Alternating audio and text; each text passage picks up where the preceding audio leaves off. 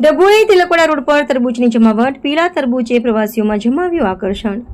ડભોઈ ઉનાળાની શરૂઆત થતાં જ બજારમાં ઠંડા અને મીઠા તરબૂચનું આગમન થઈ ગયું છે। ખાસ કરીને ડભોઈ તાલુકાના ચંદવાડા અને ધરમપુરી ગામ વચ્ચેના માર્ગ પર હાલ અનોખા દ્રશ્યો જોવા મળી રહ્યા છે। અહીં એક સાથે 3 અલગ અલગ વેરાયટીઓના તરબૂચોનું વેચાણ થઈ રહ્યું છે। ત્રિવેણી સંગમ રસ્તાની ધારે ભરાયેલા બજારમાં હાલ 3 પ્રકારના તરબૂચ જોવા મળે છે।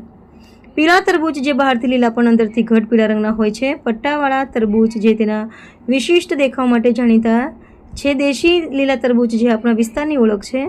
ભાવમાં ભારે તફાવત આસમાને પહોંચે। કિંમતો ઉનાળાના પ્રારંભે જ તરબૂચના ભાવમાં તેજી જોવા મળી રહી છે।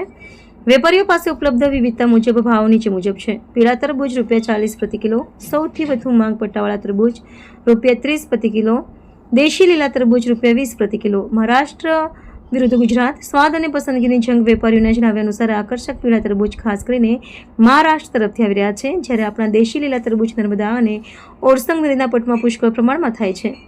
સ્વાદની દ્રષ્ટિએ જોતા સ્થાનિક લોકોનું માનવું છે કે પીળા તરબૂચ કરતાં આપણા દેશી તરબૂચ વધુ મીઠા અને સ્વાદિષ્ટ હોય છે। તેમ છતાં દેખાવમાં ન ખાવાને કારણે લોકો પીળા તરબૂચ ખરીદવાનું વધુ પસંદ કરી રહ્યા છે। પ્રવાસીઓ માટે આકર્ષણનું કેન્દ્ર સ્ટેચ્યુ ઓફ યુનિટી તરફ જતા દેશ વિદેશના પ્રવાસીઓ જ્યારે અહીંથી પસાર થાય છે ત્યારે પીળા રંગના તરબૂચ જોઈને આશ્ચર્યચકિત થઈ જાય છે। પ્રવાસીઓ ખાસ ઊભા રહીને આ અનોખા ફળની પૂછપરછ કરે છે અને હોશે હોશે ખરીદી કરે છે, જેના કારણે હાલ બજારમાં પીળા તરબૂચનું વેચાણ જોરશોરથી ચાલી રહ્યું છે।